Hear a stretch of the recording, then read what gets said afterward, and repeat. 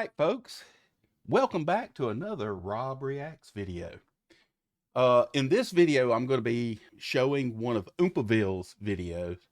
I came across Oompaville when he joined the Unsubscribed podcast, which is Eli Double Tap, Brandon Herrera, Donut Operator, and the Fat Electrician. And they kind of co-host it, and sometimes some are there and others aren't. But they bring in all these guests, and Oompaville was one of the guests with his lovely girlfriend, Call Me Chris, and I liked and subscribed to both of their channels, and then I started watching his videos, and this young man I really think a lot of. One, he does a lot of research when he puts these videos out. So I've watched a bunch of his videos. This video caught my eye, and I said, this is one that I need to do a review of. So I didn't watch it. So we're going to be watching Oompaville review people eating tasty animals. Peta, without further ado, let's start this bad boy. Peta! Not the flatbread, but the people for the ethical treatment of animals have been in the news a lot over the since I was a child. Please don't take my cheese away. Please don't take my cheese! My cheese. And by the way, I haven't seen that many good things. I grew up taking animals to the FFA at 4-H. I had a bunch of show animals that were my slaves that I literally enslaved like Pal World in real life. And I would walk them around with a halter in front of a bunch of people. There you go, 4-H. Give me that, and they would bet on them and stuff. Absolutely. And buy them from me, give me the money.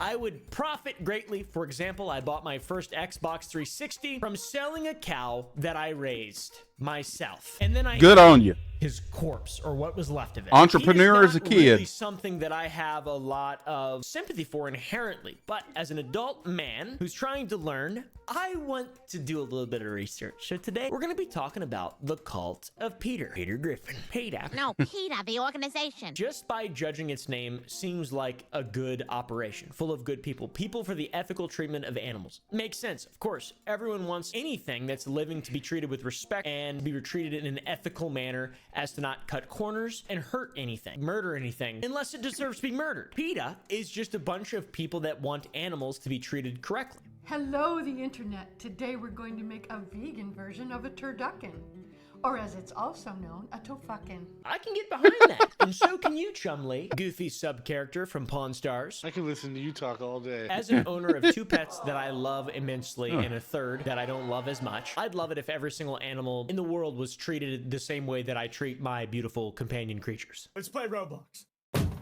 By the way, that's not real. That's not a real video. Right? A lot of people think that that's real, that I threw Franken beans, but no, it's actually edited. All right, I'm not a piece of shit. Animals, for example, are not ours to experiment on. We are just human beings. They are not for use for our technological advancement. We shouldn't be putting makeup on monkeys. Am I right, guys?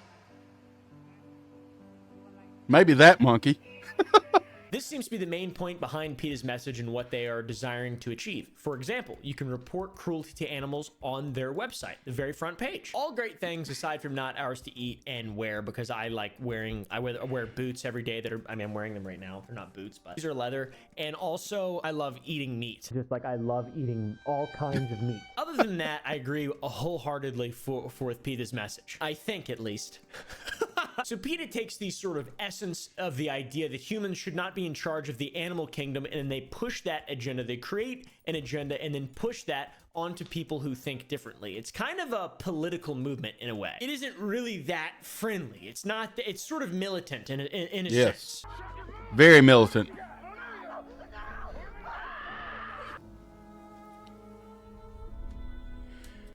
Have you ever noticed that PETA will throw paint on people wearing fur, and fur is bad and all that? They don't really do that to the Hells Angels or the Banditos, though, wearing their leathers, do they? Things that make you go,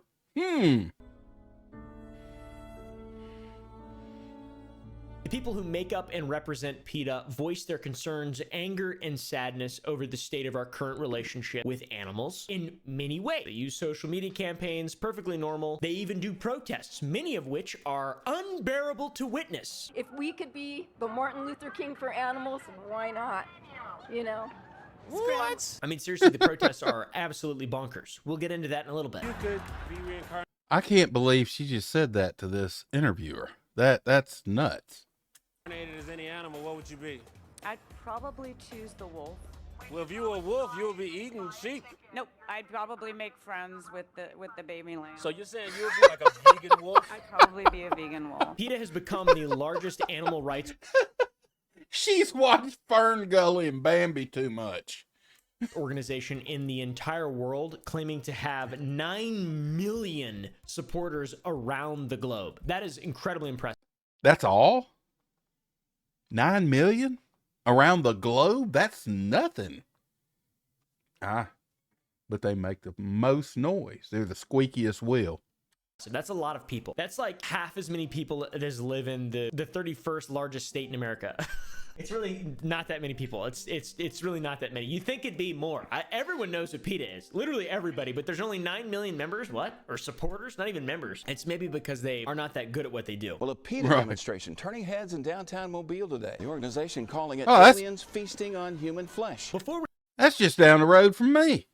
we cover the cult of PETA and some of the stories that we'll be delving into in this video in relation to PETA, it is important to discuss the leadership of PETA and how they came to be so self-righteous in their crusade to protect animals, because it always starts at the top, baby girl. Ingrid Newkirk is the co-founder and president of PETA. And a She's weirdo. nice lady, but in spite of her looking like a nice old lady type character, Nope, she's actually she ain't. kind of a bitch. I hung Yeah, from a hook not at kinda. the, She is. Oompaville's meat market with the pig carcasses. She's a reputation for being extreme, and she claims that she's only getting more extreme with age. For example, she is quoted in this article as saying, "I'm becoming more radical with age." See, you know, right from the horse's mouth. I don't mean to say that she looks like a horse or anything like that. She doesn't look like a horse. Now, this statement that she's becoming more radical with age might be shocking because back in 1991, she and some other activists were arrested after storming a pigeon shooting event by going out and racing onto the field and releasing pigeons from their boxes. Now, why are people Oh, this must be like one of those release bird hunts. Instead of using sporting clays, they're using the clay pigeons. They're releasing pigeons and letting people shoot. And you see this sometimes on some ranches, and I don't approve of that. I believe that hunting should be hunting, and releasing pigeons from a box and then shooting at them isn't hunting. But apparently, I guess they went and got there and released them before the hunters got set up for them. shooting pigeons in boxes? I have no fucking idea. That sounds insane, but that's a radical move. And at this point, they're the good guys because the pigeon shoot is just an event in which they got boxes with pigeons in them and then launch them from catapults basically, and you just blast them with shotguns. That's not really hunting. That's don't just launch the shooting boxes. things. Shooting catapults. So yeah, it's pretty radical, but also pretty good guy, to be honest. So that's a small idea of who she is. Some other things to really build the full picture. She's a bit of a misanthrope. She, for example, hates children. I'm not only uninterested in having children, I'm opposed to having children. Having a purebred human baby is like having a purebred dog. It is nothing but vanity. Human vanity. What? That's crazy. Humans have grown like cancer. We're the biggest blight on the face of the earth. All right, guy from the Matrix. And every other evil villain that you could Mr. Anderson. possibly imagine in the most cartoonishly evil ways. But yours may have laser eyes, but mine breathes. What a... What the f? That's not a great look. You can tell it's a bit radical. Misanthropy is a thing that animal rights people really like. They like it a lot. They hate humans for some reason. A lot of them do. I'm team people. I love people. I like people more than animals. Is that bad? Am I not allowed to like that? No, I guess that's I don't what like you're all people supposed to more than be. Animals. Only the people that I like. But if I just saw a random person and a random animal and I'd never seen them before and one of them had to be murdered, I'd probably choose the animal. Yeah. Me, I guess. Yeah. I don't really know. And then I'd Shoot the pig. That's where bacon comes from. Save the person.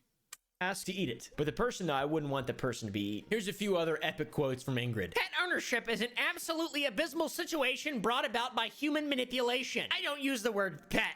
I think it's speciesist language. I prefer companion animal. Of course you would. What are you talking about? Obviously you loved animals. I read that you had a dog that, you know, like my children, you grew up from birth, is it? From birth with a dog that was your best friend. It seems that Ingrid and by extension Peta want animals to be left alone and just observed by humanity. Completely separate from our society. They don't want any pets or companion animals or whatever. No slavery, no eating them, obviously. What are you supposed to eat if you can't eat animals? By the way, there is a lot of arguments to be made in terms of conservation and just maintaining wild populations of animals because human involvement really sort of throws a big wrench into the mix. Wolf populations have dropped historically. Wildcat populations have dropped historically. Many are endangered or threatened, and populations are decreasing in the wild. What is the reasoning? There's a lot of different reasoning. Deer have to essentially be... Okay. Those apex predators that he's talking about, the wildcats, the wolves, the bears in southeast Mississippi. We had brown bears. We had red wolves. We had mountain lions or cougars or pumas. We had bobcats. All of these are predators that work to control the deer population. And he just mentioned the deer population. I have a feeling he's going to talk about this. I want to talk a little bit about specifically the deer population right here in southeast Mississippi that we deal with. If you have a herd of deer, you have to consider the amount of forage that the land can produce to safely keep a number of deer, the herd, the healthy herd. That's called a carrying capacity. The carrying capacity is how much can you keep up with the forbs, the herbs, everything that those, the grasses, everything that deer species needs to be a healthy animal in your area. Wildlife biologists are smart sons of guns. I work with a young man. He's right on top of this stuff. And let me tell you something. He is looking at, every year we do a deer survey in about a 6,000 acre area. So he's got multiple game cameras set up in this 6,000 acre area. He sets these game cams up, and for a week or two, he is baiting these.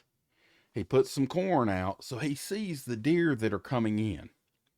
From that, he can extrapolate what our general population is for that 6,000 acres. He spread these cameras out where he's covering the 6,000 acres. Now, a lot of people go, well, you're taking pictures of the same deer over and over every day. And yes, you are. But they figured out how to figure this out. They look at the male deer who have antlers, who have racks, and they can identify this buck has come to this thing for the last week this many times. So we're going to assume that every doe that comes up, because we can't tell the difference in the does. You can tell the males because of their racks have individual things that they can key in on. And they can go, all right, these bucks are coming to this stand this many times in a week. So they count up all the times the bucks come. They count up all the times the does come. And then they go, all right, the bucks came this many times in a week. We're going to assume that's how many times the does came. So if the bucks came 10 times, individual bucks came 10 times, they count up those 10 times for the bucks. For the does, they go, all right, there was 100 does that came through in this time. Well, we're going to divide that by 10, because if the bucks came 10 times, the does came 10 times. So they figure out how to do this, and they figure out what the herd population is for that general area. Once they figured out that, the biologists know what the carrying capacity, how many deer per surface acre of wooded land that we have. Can we have a healthy herd? How many deer per surface acre? And then they go, okay, we've got this many deer. We need to cull this many deer this year to keep a healthy herd. So when the hunting season starts, we keep up with how many deer are being harvested. And they keep up with the amount of deer being harvested. They come through, they get checked in. We also, the deer that are harvested, we have to worry about chronic wasting disease, because that's what happens when you get too big of a herd in the area in communal feeding. You can get a disease called chronic wasting disease that'll rip through a herd. So we are having to become the apex predator, because the apex predators that were here before are no longer here. The black bear is an occasional passerby in here. The red wolf is gone. The mountain lion, they have had a bounty. Hey, bring us a verifiable picture of a mountain lion in southeast Mississippi. Ding, ding, ding, you're a winner. Winner, winner, chicken dinner. So we've lost those apex predators. So as we, the humans, have come in, we have to step in and ethically harvest these animals and harvest them to the right number so we can keep a healthy population. All right, getting off my soapbox now. Be thinned by human beings, or they would go out of control. Like, hunting is an actual responsible thing to do in terms of conservation, and overall conservation is incredibly important and a necessary thing with our current society and what human beings are doing. If we just erased everyone, then it'd be fine, you know. And honestly, that's probably what we should do. But there's a lot of complexities to this, and I'm not going to pretend to be an expert in any way. But I will say, if we were to do what PETA is essentially saying without giving a reasonable blueprint, they just want all animal life to go back being found exclusively in the wild and just make everything wild, it would be very bad. It would not end well if there was no sort of human involvement. If there was no human involvement from the beginning, it'd be fine. Obviously, that's just nature. Ecosystems are based around our ecosystems, and animal populations are based around sort of humans. So I feel like I don't know what the end game is here for Peter. Are we really doing this? I guess for ethical treatment of animals, I'm not sure. Seems a little bit hypocritical though. And that leads us into our first epic, Hypocrisy. I'm doing so much investigating right now. This is awesome. Oh, Frank, seriously? I have such a raging clue right now. I think we better follow it. Okay, let's follow your raging clue. PETA loves fighting for the lives of animals. Meanwhile, killing approximately 2,000 cats and dogs every single year. In one case, yes, I remember telling people this, like in the early 2000s. There was a website called PETA Kills Animals. And when I found that, I was telling people that I work with, they were thinking that, no, PETA wouldn't kill animals. I'm going, no, absolutely. Here, look at these documents that you can see on PETA Kills Animals website. So good on you. They even stole a dog off a porch to just kill it. 2 years ago, 2 PETA workers took and euthanized a dog from a porch in Accomack County. PETA called the incident a mistake. PETA, remember, stands for People for the Ethical Treatment of Animals, have published a page on their website outlining what makes the ideal animal shelter. So let's see what this is. It should be a true safe haven for lost, injured, abused, and unwanted animals. This will be very important in a moment. Facility staff and cruelty investigators should be kind, attentive, and knowledgeable. Housing for cats and dogs should be spacious, indoors or outdoors. The public should be made to feel welcome and have a little. Join large-scale battles with military vehicles. The online action game War Thunder has received Here's a cut spot, Ryan. Little quiet space they can spend time with animals that they might adopt. Also, a shelter should make the public aware of what they're doing by working with local newspapers, the radio, etc., putting notices in stores, animal hospitals, the standard thing. So laying down those expectations for a PETA shelter, we can kind of understand how, you know, that makes sense. But how does a real PETA shelter compare to their own expectations? Well, not that good. I'm going to be honest with you. There were some crazy details revealed during an on-site. They had bigger freezers set up. That's so they could throw the cadavers in. Yep. They were throwing cadavers of animals in dumpsters behind the store and got busted.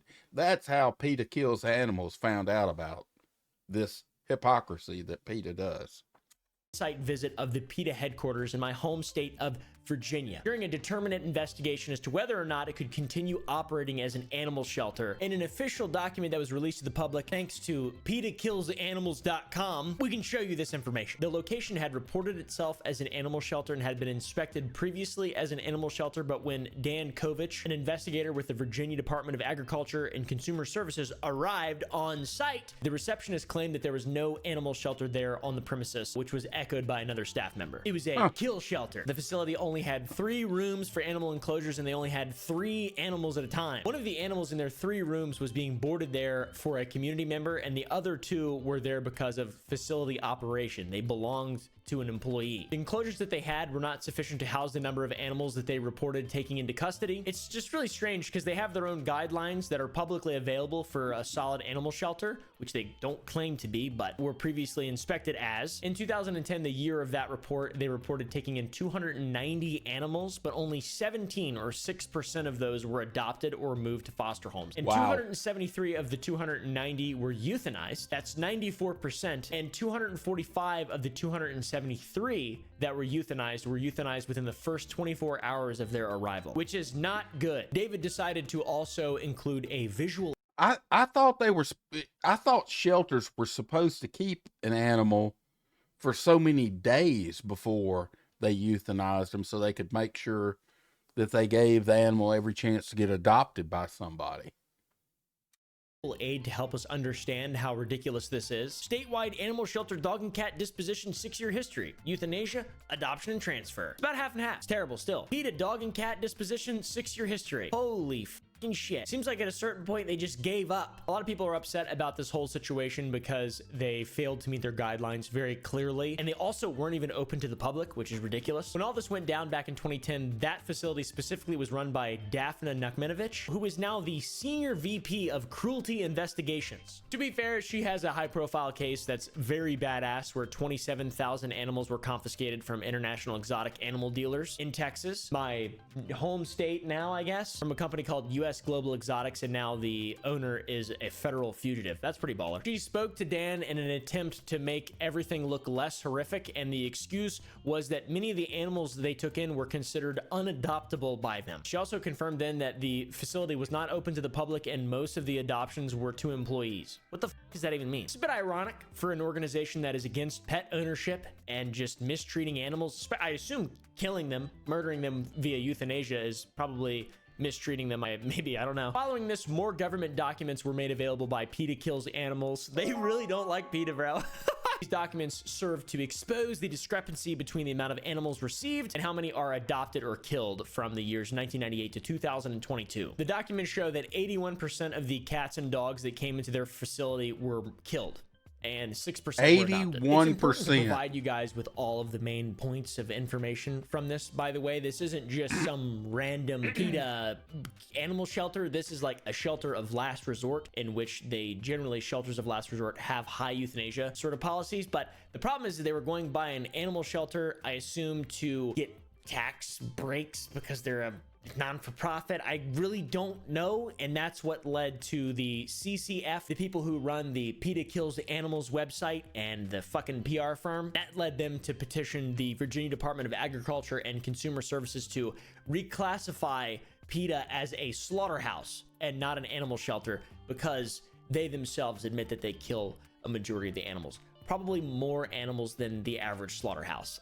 to be honest, which is so dumb, dude. 97.4%. They love killing animals. Now, it is incredibly important to note that PetaKillsAnimals.com, the people who are exposing all of this, is owned and operated or run by Berman & Co., a PR firm run by Rick Berman. According to sourcewatch.org, Berman & Co. operates dozens of attack dog websites similar to this one. In the now deleted section of the Peta Kills the Animals website, which can still be accessed using the Wayback Machine, you can see that it is a project by the Center for Consumer Freedom. The Center for Consumer Freedom is a nonprofit owned and operated by Berman & Co. Berman & Co. has also lobbied in the past for the food industry and tobacco industries. Some of the places that they've lobbied for include Cracker Barrel, Hooters, the International House of Pancakes, Outback, Red Lobster, and more, including Wendy's. Gotcha. So, bit of a bias, maybe, Yes. but it doesn't necessarily Fair disprove enough. any of it. It's just important to note that it's political. This whole thing is political. No one really cares about animals. Like, It's political, and to the folks that are at PETA, this is like a religion to them. It's not just politics to them. This is like their religion. But yeah, I agree with you. That's what it seems like. Seems like nobody actually gives a fuck. Except for me. SourceWatch, And me. by the way, details this entire situation, and you can find it easily with a search. We might link it below. Probably will forget. All this has been found mostly factual by a media bias fact check, because there hasn't really been any false information found in the reporting, but it's typically very one-sided. You can't always win. It's weird. It's political. The PETA shit sucks. At the same time, these guys are very clearly have an agenda, and that is to make you eat square hamburger patties from Wendy's or some shit. I don't fucking know. Where's the beef? So the motivation behind PETA kills animals isn't exactly clear. It's a little bit questionable, but it doesn't change the fact that it's true. It's true information, and it is in regard to PETA's business practices. There you and go. Their hypocritical acts or whatever. Then it's facts. And their hypocrisy. Their hypocrisy. To really There kind you of go. double down, though, on the insanity that is PETA. PETA employees have stolen pets off of people's porches, and Yep, with that, we saw broken that the earlier. law to just kill the pet. PETA called the incident a mistake. Back in 2014, a family had their lives turned upside down when their pet chihuahua Maya was grabbed off their porch by PETA staff and taken away to the fucking seventh circle of hell or something. The owner of the dog even has footage of a PETA van pulling up in front of his house and a woman leaving seconds later with something in her arm. Imagine that. An animal activist comes and grabs you. You're a dog. You're like, I'm finally free. And then they just kill you. That doesn't make any sense. The family had a camera on their porch, and they caught video of the PETA van backing up, an employee going onto the porch, grabbing the animal and loading her into the back of the van. 2 days after this, PETA arrived back at the house with a fruit basket and the news that Maya was dead. Wilbur says the woman from PETA came back to his house 2 days later with a gift and terrible news. They bring a bucket to fruits and fruit basket. Yeah, fruit basket. Maya had allegedly been euthanized. Maya was killed hours after the original event, which is a violation of state law, which requires a grace period of 5 days. And they were somehow There you fined go. $500 for this. I don't Fi- fucking know. There you go. 5 days. You got to show these dogs and try to get them adopted out to somebody else. You can't. PETA, kiss my ass. Know how that works. The group later said it would pay the family $49,000 and donate $2,000 to a local branch of the Society for the Prevention of Cruelty to Animals to honor Maya. The family had sought up to $7 million. Just in case you didn't think that was enough, they did receive an official apology from PETA. That is crazy. Talk about being your own worst fucking enemy when it comes to PR. Holy shit. Both parties said Maybe that's why they only have 9 million members. in a joint statement. PETA again apologizes and expresses its regret to the Zarate family for the loss of their dog Maya. Mr. Zarate acknowledges that this was an unfortunate mistake by PETA and the individuals involved, with no ill will towards the Zarate family. How did it just go off? How did it just... dude, if someone took Frankie off my porch and killed her, I would people in that video. I would and I would obviously I wouldn't, and by God, I'd probably... I think anyone can agree that Oh, Oompaville. Good job. Good job. You made no threats there, sir. I did get a little tinnitus over here, though. stealing a dog off someone's porch is detestable, especially when you break the law by putting the dog down hours later instead of waiting the 5 days you're required to wait. Why the PETA's just killing dogs every 5 days and not caring and just being fined $500? I don't understand that at all. Somehow they got off lightly with this, with the lawyers laying it on thick of it being an unfortunate mistake, there being no ill will. Dude, that seems like as about as ill will as you can get. That seems bathed in spite and evil. There was a camera capturing. If there was no camera, they would have just thought their dog was lost. Kind of put the nail in the coffin. Pretty damn cruel. A whistleblower back in 2015 revealed that this kind of behavior was encouraged by PETA and more. This is all alleged because it supposedly happened 15 years before she made the claims, which were already 9 years old now. So that's like 200 or 300 years at this point. That's a long time. Whistleblower. Peta ex-employee alleges he was encouraged to steal and kill pets, to falsify records. This woman named Heather Harper Troge claims that she was told to steal, kill, and falsify records by none other than Ingrid Newkirk, the co-founder and CEO of Peta. I don't doubt How much it. money did she make, by the I don't doubt it. Peta made $82 million last year. What the fuck? Our What? president, Ingrid Newkirk, earned $35,000 during the past fiscal year. Not that much money in saving animals, it seems like. How do they spend $80 million a year? Can we do Pratt next year? Oh, in this family, we roast. Yeah. Here we go. It's important also to recognize here that the things that Heather had to say combine two big things that we've already talked about. Two things that 100% have happened. Peta likes killing animals instead of finding them homes, and Peta steals the animals and kills them. During her time working for Peta, Heather said that their objective was to get as many animals as possible, and Yeah, I can the see vast that. majority of those are killed. The objective of the program was to get as many animals as possible, and the vast majority of those animals were killed. She was instructed to say whatever she needed to say to gain custody of an animal, even if it meant lying to pet owners who thought they were giving Peta their pets under the guise of rehoming them, just to murder them. I was told to pretty much say anything I needed to say in order to gain custody for an animal, or of an animal. People would This call in sucks. and say that they want to surrender their animals for the purposes of rehoming. And Do you know how many people, old people, that just can't afford to feed their animals, and they're trusting these people to take them in, and take care of them. This just pisses me off. Kiss my ass, Peta. in that situation, you would say to them, absolutely, I'll come pick up the animal. We'll do our very best to rehome this animal. Knowing full well the animal was not going to be rehomed, the animal was going to be killed. She even claims she was told this by Ingrid Newkirk herself. And I was told to lie by my direct supervisors initially, and then by Ingrid once I began to work more directly with her. And even when my direct supervisors told me to lie, they told me that it came straight from Ingrid. And eventually, yeah, I heard that straight from her mouth. This is the account. All right. Wait a second. Does Ingrid Newkirk go down and talk with the people that are at all these PETA shelters everywhere? I need to find where the PETA shelter is around here. I need to look in Mississippi and see if there's a PETA shelter anywhere.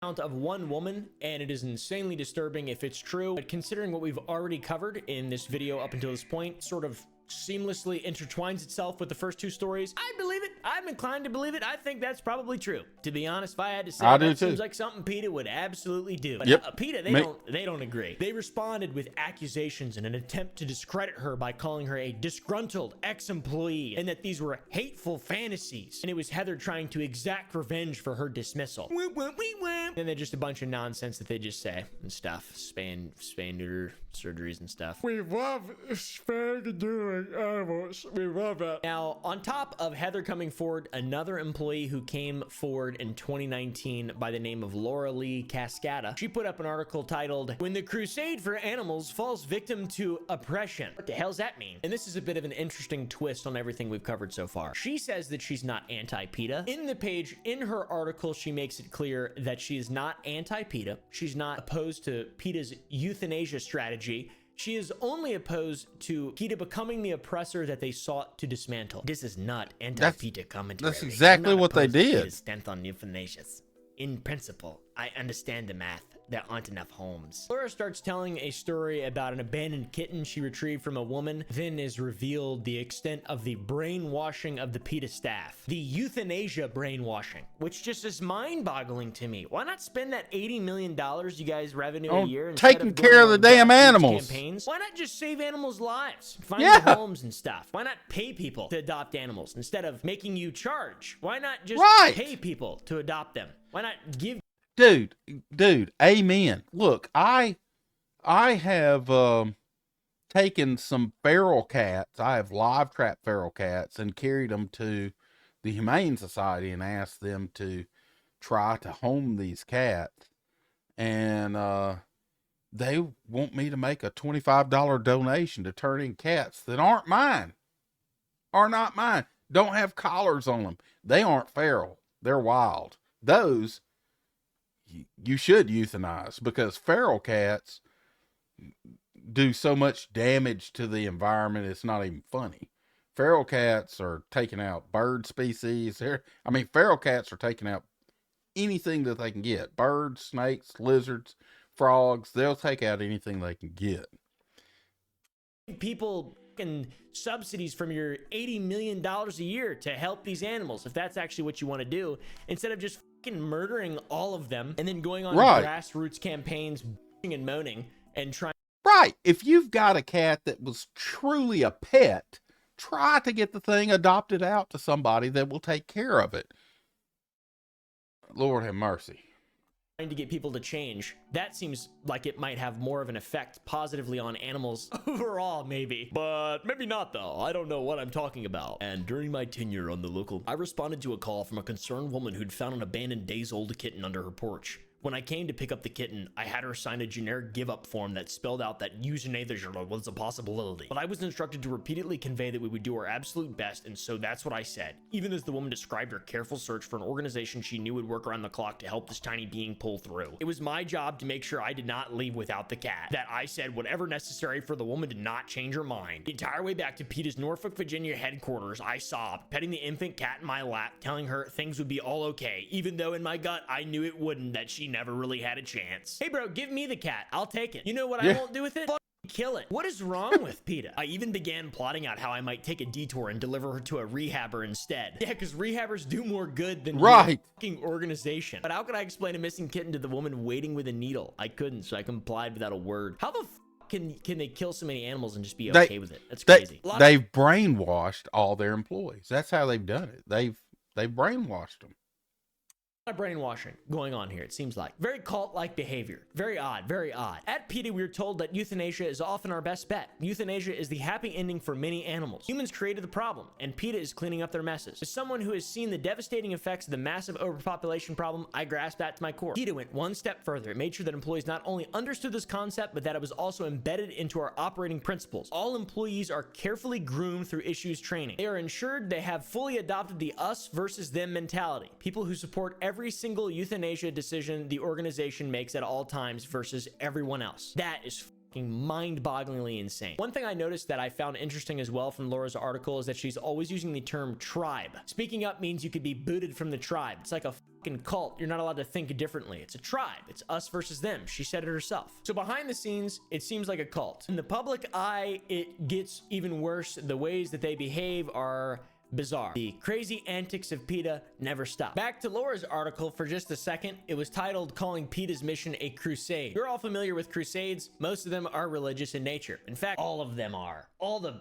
really well-known ones, except for the PETA crusade. That word ties in very well with the fact that PETA oftentimes comes across as religious zealots. They spew their message with no care for how digestible it is or for how sympathetic their cause may be. For example, not everyone wants to just kill animals. People like having pets and they don't want them to die. So like I understand, they're like, it's a broader stroke. They're trying to fix humanity's created a problem and they're trying to solve the problem. Maybe you could have like a secondary business in that doesn't kill animals. Maybe just an idea though, I don't know. PETA often protests through grassroots movements that they spend $30 million a year organizing somehow. And usually it is to the annoyance of the general public. These are the very people that they seek to convert to their ideology, their religion, their cult, their beliefs, their tenets. I don't know. One of PETA's favorite places to protest is everyone's favorite place for a nice, delicious, disgusting cup of coffee. That's Starbucks. Today, a group of protesters took a stance outside the Starbucks on West End Avenue.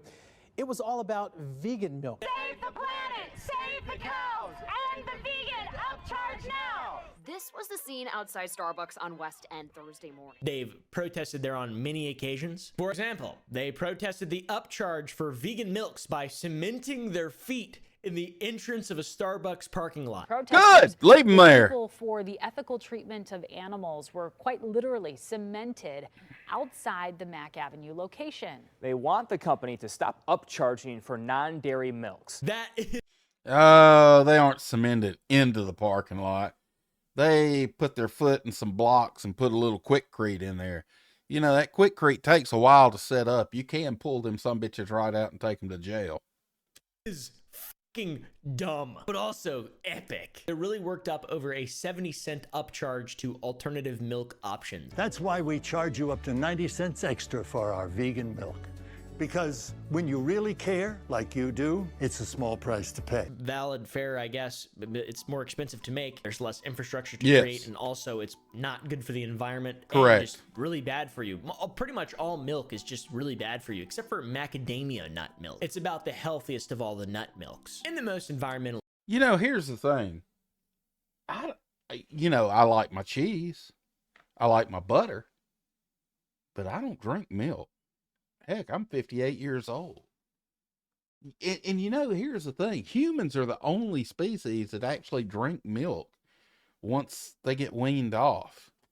I'm not one of those guys. Wait a second. Time out. I have to back up and take a little bit away from this. When I go to Shipley's and get some of those awesome donuts, I have been known to grab a chocolate milk for myself. But just going to the fridge and pouring a glass of milk, nah, that ain't me.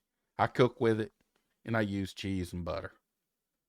Sound. Actually, I don't know. I haven't done any research on that. They like to dress up like cows too and chain themselves to the entrances of Starbucks. Dress up like cows while protesting milk. It's like kind of a fetish thing that they like to do. Gabori's house. He is the chief sustainability officer at Starbucks, and we're telling him to live up to the values that he claims to believe and claims to follow as their sustainability.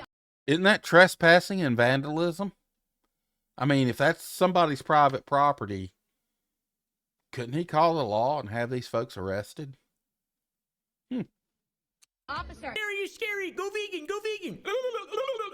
Very cult-like, isn't it? And they got their little bloody milk jugs. This is what your $30 million a year is going towards. And then they got this dope-ass thing, bro. I would love to have this. I would hang this up in front of my house. I'd put that out there for a fairly recognizable Halloween. I can't remember what he's been in. You just keep caring about saving the world, and we'll keep caring about our savings account.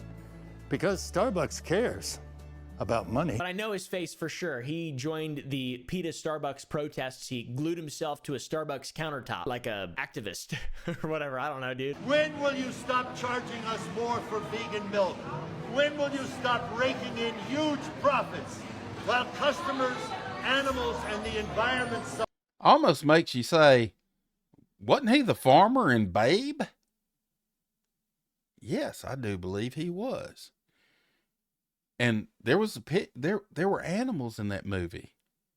They worked with animals in that movie, and he had no problem with that when he was getting a paycheck. He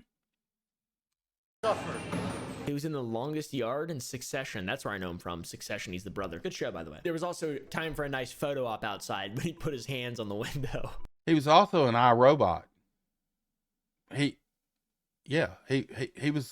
He was the guy that got chucked out the window by the robot.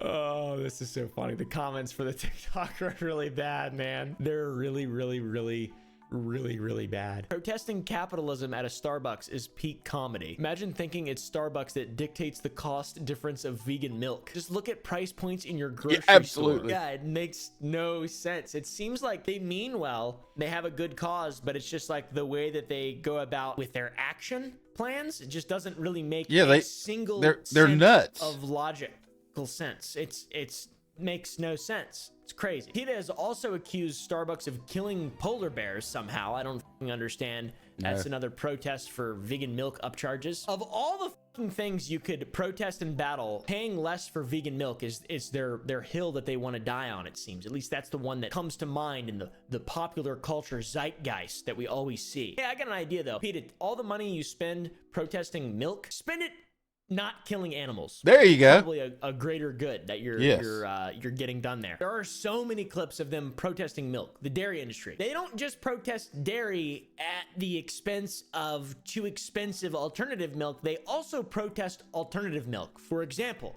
the time they protested buying coconut milk sourced from Thailand at Whole Foods because of forced monkey labor. That's crazy that's a thing. They did that though. I fucking believe that shit. I remember seeing this on TikTok.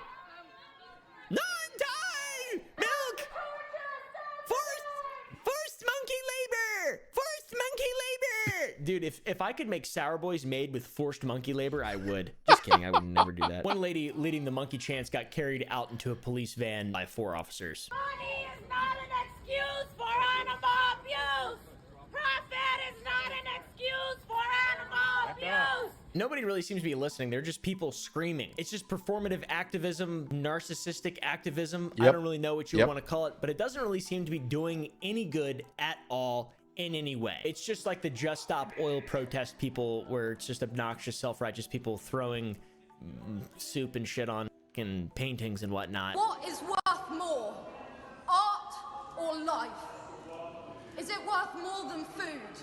Worth more than justice? It's just a bad look, man. It's a bad look. Why are you doing that? Causing a scene. It doesn't do any good. Nothing makes me want to drive my truck more than soup on a Mona Lisa or something, you know? By the way, Peta has also made a video game called Kitten Squad, where you're a cat that fights robots and also defends animals. There's not a lot of euthanasia in it, though, unfortunately, which I thought there would be. That's what it should be. Acts as a tutorial who also gives fun animal facts, mostly about animal abuse, such as lamb's testicles getting removed. The reviews are pretty bad. 52% positive. This guy said, I'm going to eat hamburger now. Absurd. That's pretty crazy. You know, they got the game. They got their interesting monkey labor protests. We take it back to the top. This is potentially the strangest thing in regard to Peta, and that is Ingrid Newkirk's will.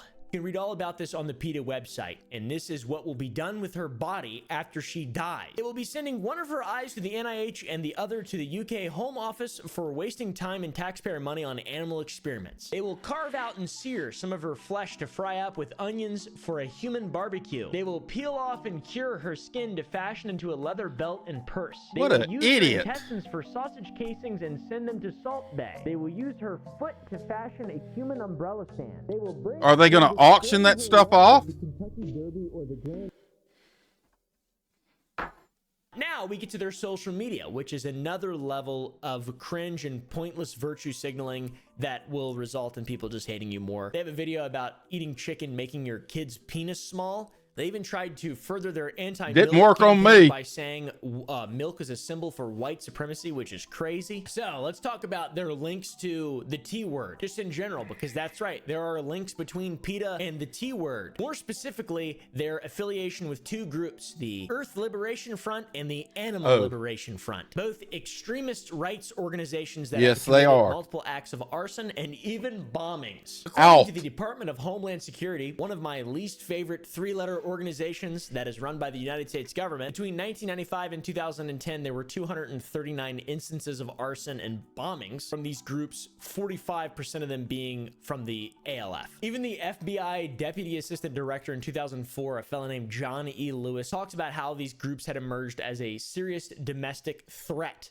to the people living in the United States. And these 2 groups were among the most active extremist elements in the United States. Now, how does PETA come into all this? Well, back in 1993, there was a firebombing at a laboratory at Michigan State University, which was perpetrated by a fella named Rodney Coronado, a member of the Animal Liberation Front. This man pled guilty to his firebombing and spent nearly 5 years in prison, but before his trial, PETA donated a $45,000 support fund to him and gave Rodney's father a $25,000 loan after the bombing, but before his capture. Huh? That's weird. And a copy of sounds like they're Rodney's paying him off. sentencing memorandum reveals more. PETA announced that they were acting as a media conduit for the ALF during this time and stated that the ALF took its actions in order to end MSU's animal research. According to the ALF and PETA press release, the primary target of the ALF's attack at MSU was Dr. Richard Ulrich. Further into the document, there is a more sinister link to that crazy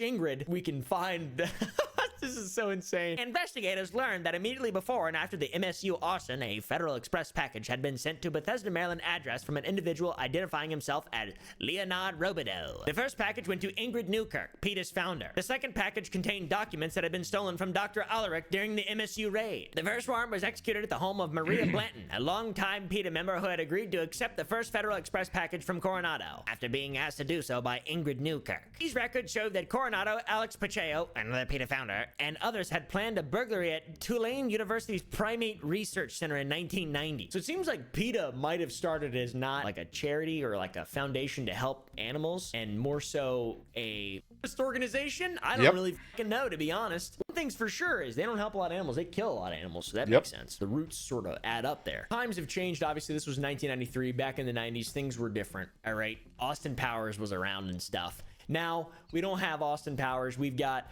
PETA, and they make $80 million a year bitching and moaning about milk, and also euthanizing 94% of the animals that come into their shelters. And also, let's not forget about stealing people's animals as well and killing them.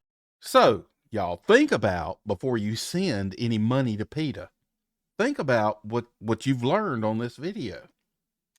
Before the 5-day period, to only be fined $500. That's crazy. Now they have a page on their website clarifying their stance on the ALF. They refuse to condemn their illegal actions so long as no sentient being is being harmed. And then Ingrid Newkirk said, I will be the last person to condemn the ALF. Wow, that's crazy. The thing that PETA does is devalue actual real things that are going on within humanity. It's very vegan teacher-esque. Speciesism is a disease. Comparing animals dying and being eaten to a holocaust on your plate. Comparing animals being pets and used for things as, you know, actual real slavery, human slavery. They also had an advertising campaign that linked milk with autism. They also, linked the KKK to the AKC, the American Kennel Club, because it's about pure bloodlines, which is fucking absurd. I'm sorry, sir.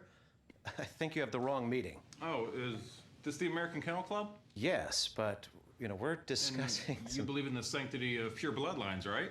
Yes. And breeding to achieve a master race? Well, master pedigree. They're... Race, pedigree, I mean, that's just all semantics. They hated Steve Irwin, which that alone is enough. Oh, I love Steve Irwin. And many, many, many more terrible things. In conclusion, PETA might ultimately mean well with their goal of pursuing animal freedoms. Realistically speaking, they're not going to get a large swath of the general population to be supporters. Somehow they make $80 million a year. I don't understand that. I just don't understand PETA. Like, I don't want to go to circuses. I don't like SeaWorld. I don't want animals to be euthanized either by animal shelters. And there's probably going to be something soon, hopefully, that comes in and makes a bigger difference than PETA, and is also something that can be celebrated by both sides of the aisle, not just the extreme literal terrorist associated side that I don't want to be associated with at all. PETA's not good. I don't like PETA, but I do love PETA bread and Peter Griffin. Somebody better have something to say to me pretty damn soon, or I'm gonna have something to say to them.